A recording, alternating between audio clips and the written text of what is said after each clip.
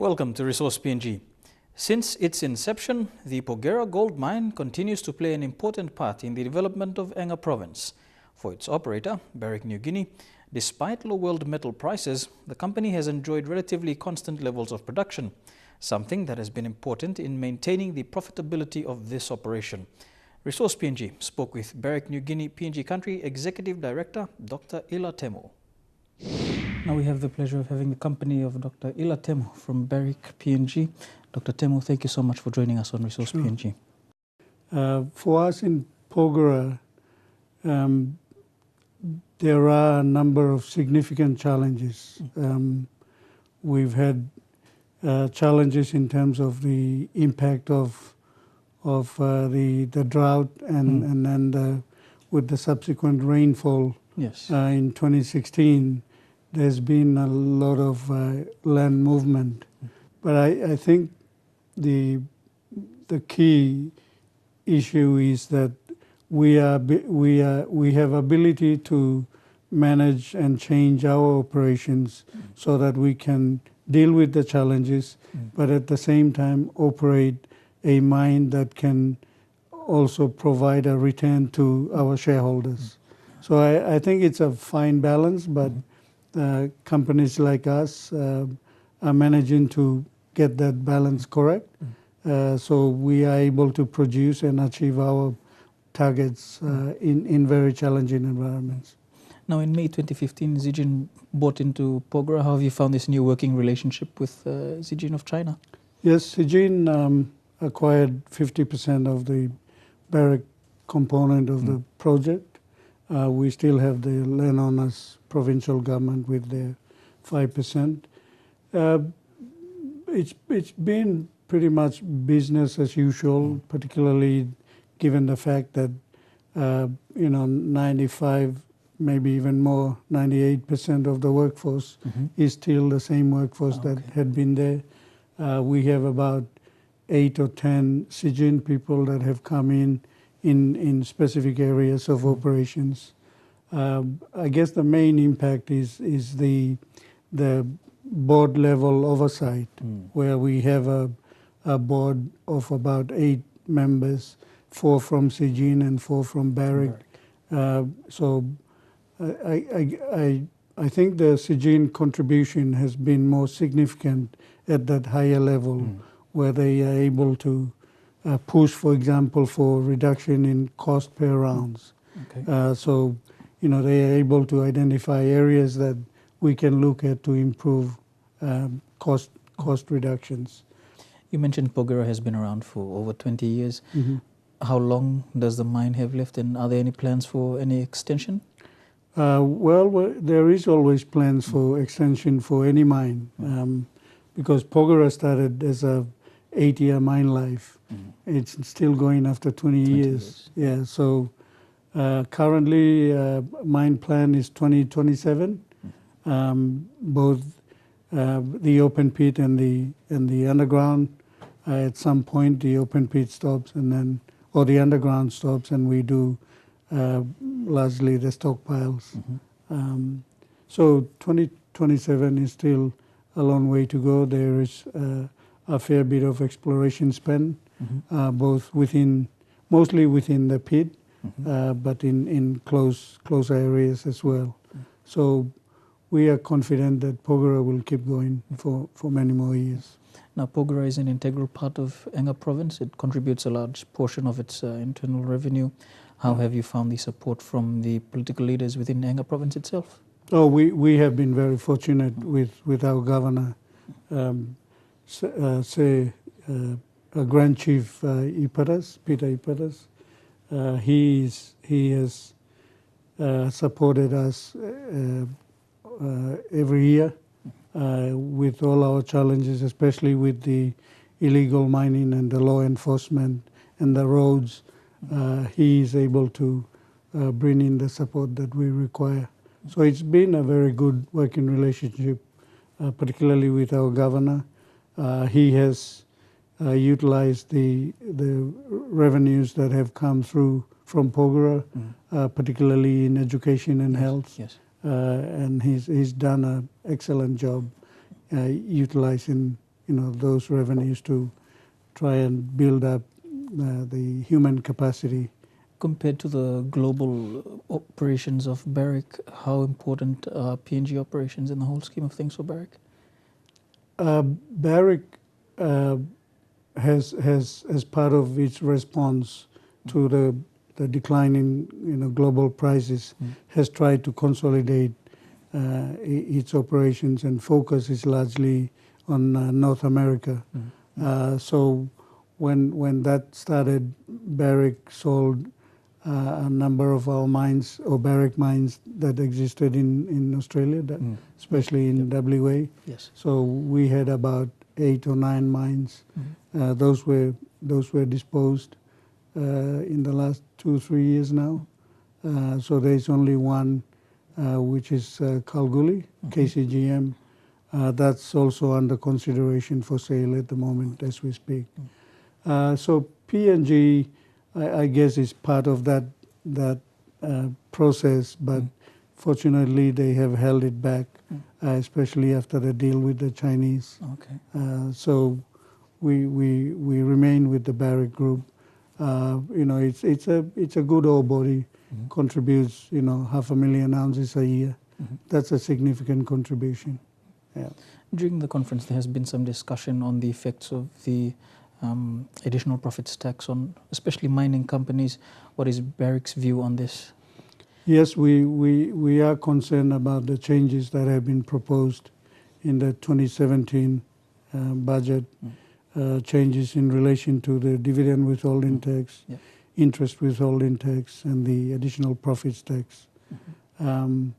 We do have fiscal stability clauses. So there is a specific mention in the budget documents that those projects that have fiscal stability clauses will not be impacted by these changes. So we are hoping that we would be covered by the existence of that fiscal stability clause in our agreement with government.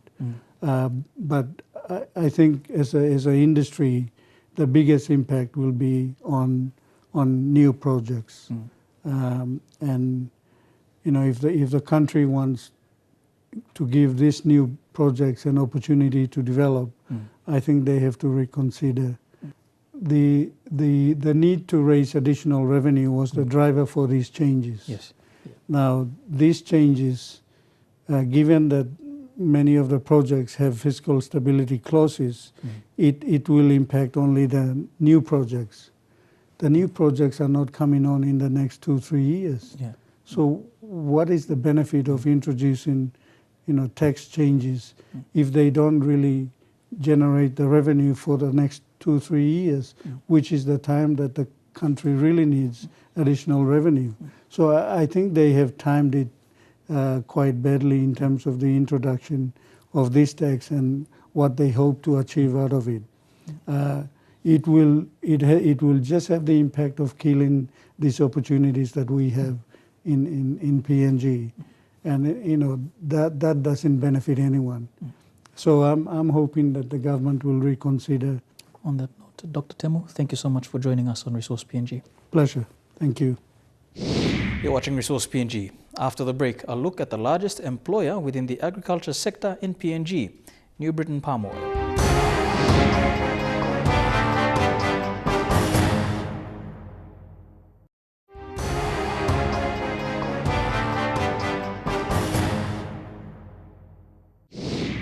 Welcome back.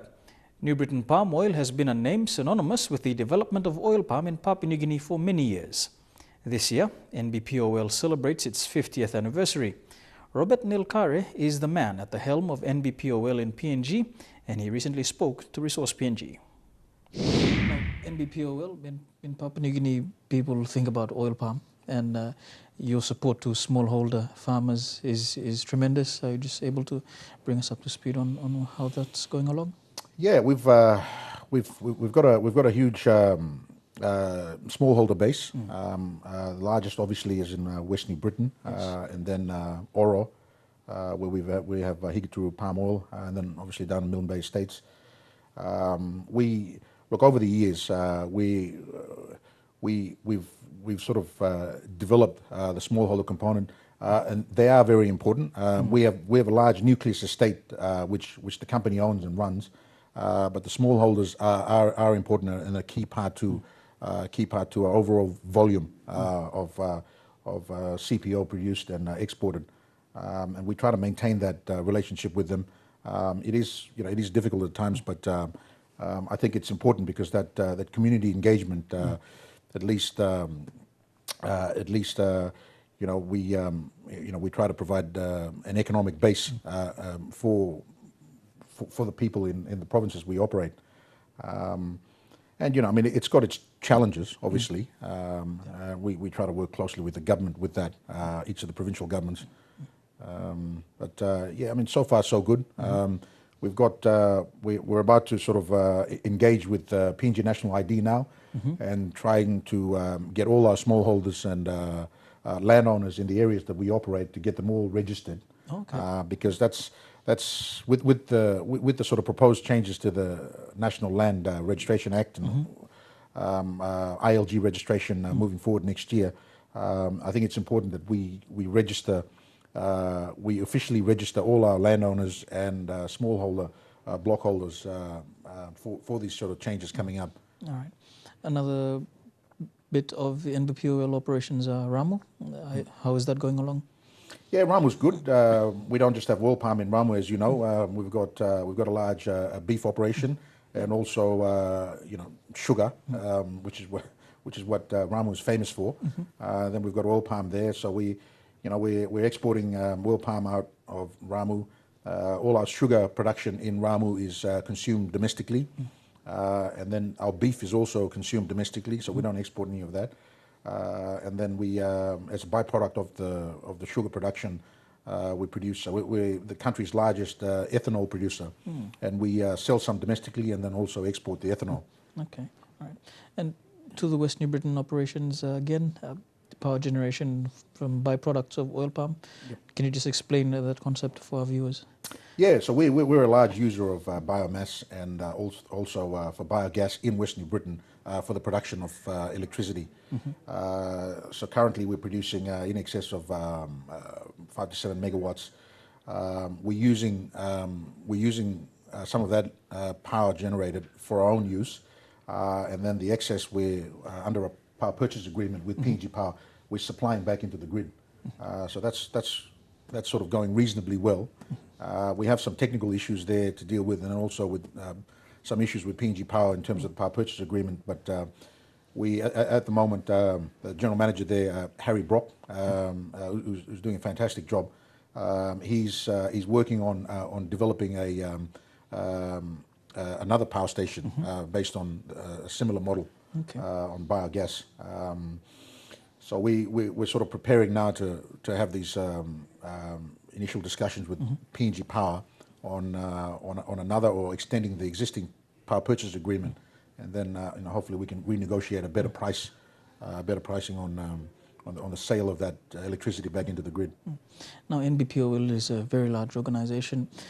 There's been talk about the effects of the additional profits tax through the passage of the 2017 national budget. As one of the largest operators in PNG, what is your take on that?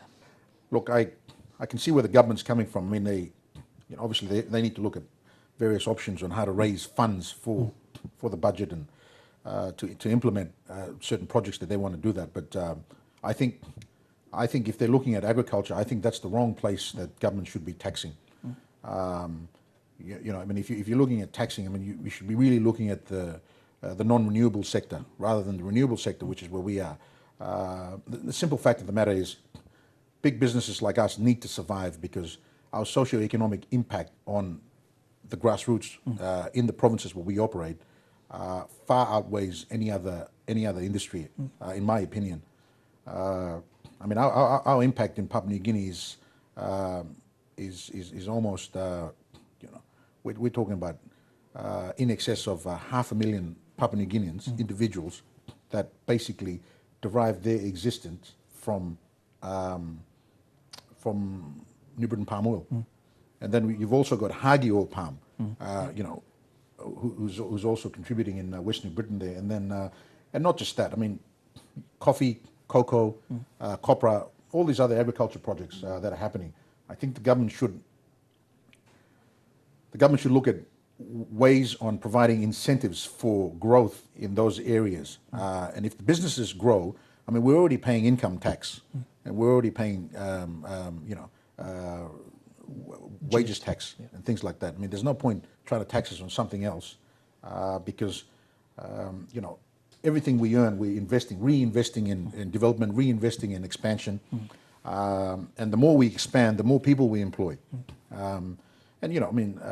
are the largest employer in Papua New Guinea. We've got 25,000 people on our payroll. And that's just not, that's not including the numbers of the smallholders that we have as well. If you're looking at, putting another tax on top of all that, it just restricts our business opportunities and our ability to expand. All right. Finally, 2017, a big year for NBPOL, 50 years. What can we look forward to? Look, the price of palm oil dictates how fast we can expand and how fast we can grow and all the rest of it. So, but 50 years, we're a proud Papua New Guinean company. We're not, we've got some programs to celebrate the 50 years next year. It'll be a slow, phased-in approach. The main thing for us next year is we're working on producing a book that'll give a historical outline of the development of palm oil, not just New Britain palm oil, but development of palm oil since the early days up until now. Up next, a look at a service provider to the extractive sector in the country.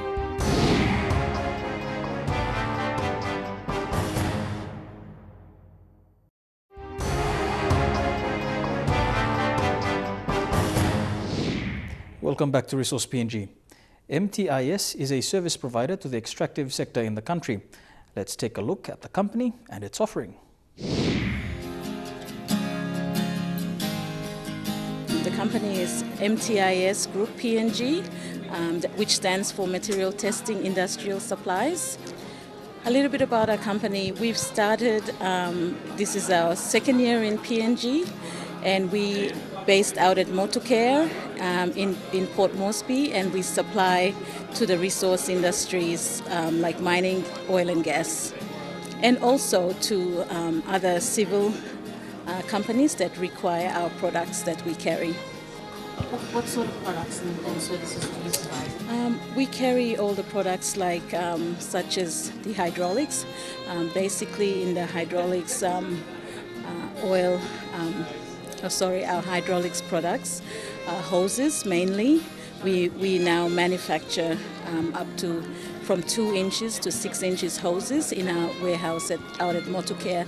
We also carry oil products for fuel, and we also support and carry as national distributors of ban law the fuel management systems in PNG.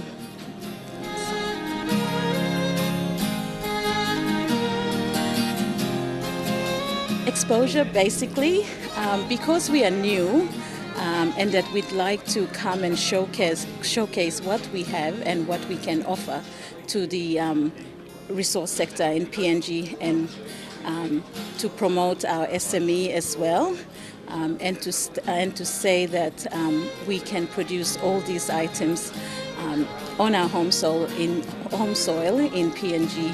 And so, yeah, just exposure basically to the industry that we are such a company actually operates out of Papua New Guinea.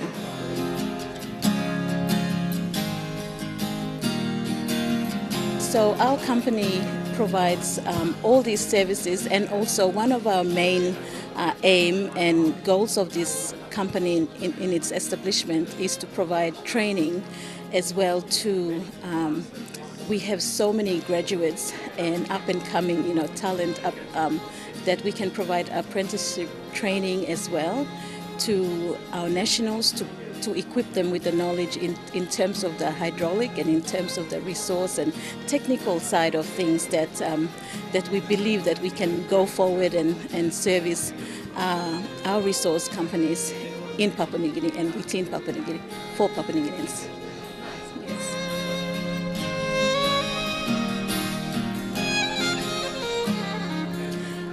We have, since coming into operation, it has been a big challenge to getting out there and speaking with companies. But now that companies are, big companies like our resource companies such as Lihir, Simberi, Optedi, now that they're aware that we are here and we are producing and have these products on offer, with the main goal of stocking for the companies in Port Moresby and in Papua New Guinea, so we can get to them in a less time than what it takes for them to order from out of the country. So that makes it, that's what we have on offer for these countries, for these companies, sorry, and also offer on the training. So we would like to help provide for our resource companies, basically, and meeting all the standards and guidelines of the industry as well, so we can support within Papua New Guinea as an SME and going forward. So.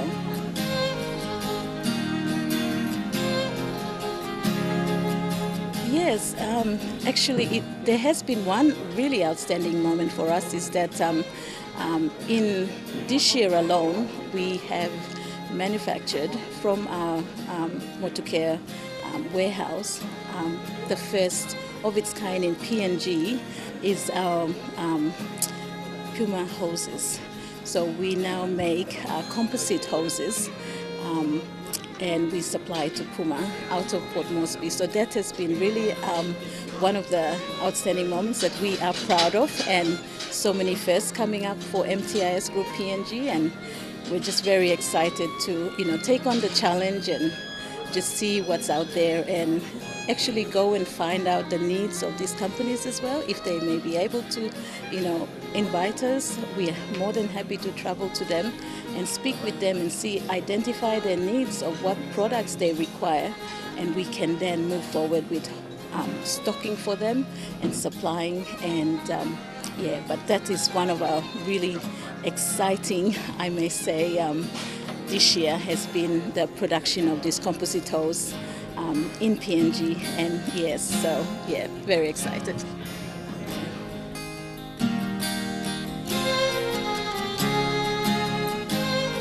Yeah, I would like to say, we are Papua New Guinea based. We are skilled Papua New Guineans. We have the know-how and the knowledge.